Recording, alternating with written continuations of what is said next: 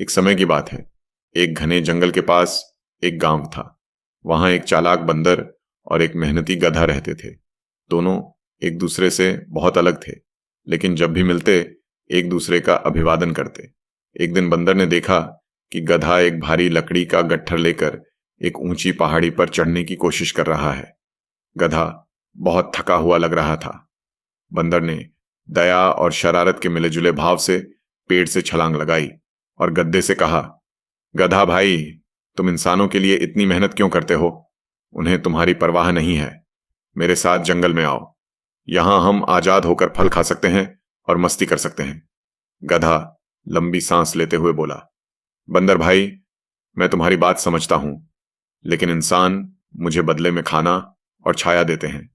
अगर मैं जंगल में आ गया तो शायद मैं तुम्हारी तरह जीवित नहीं रह पाऊंगा। तुम पेड़ों पर चढ़ते हो और फल आसानी से ढूंढ लेते हो, लेकिन मेरी ताकत दूसरी चीजों में है। बंदर ने गधे को मनाने की कोशिश की और कहा, चलो, मैं तुम्हें जंगल की खूबसूरती दिखाता हूं। आज का दिन मेरे साथ बिताओ। गधे को यह सुनकर जिज्ञासा हुई और वह बंदर के साथ जंगल में चला गया। बंदर ने उसे पेड़ों पर चढ़ना, पके हुए फल ढूंढना और आजादी का आनंद लेना सिखाने की कोशिश की। गधे ने पेड़ पर चढ़ने की कोशिश की, लेकिन फिसल कर गिर गया। उसने फलों को खाया, लेकिन उन्हें खट्टा पाया। दिन ढलने तक गधा थक और भूखा महसूस कर रहा था।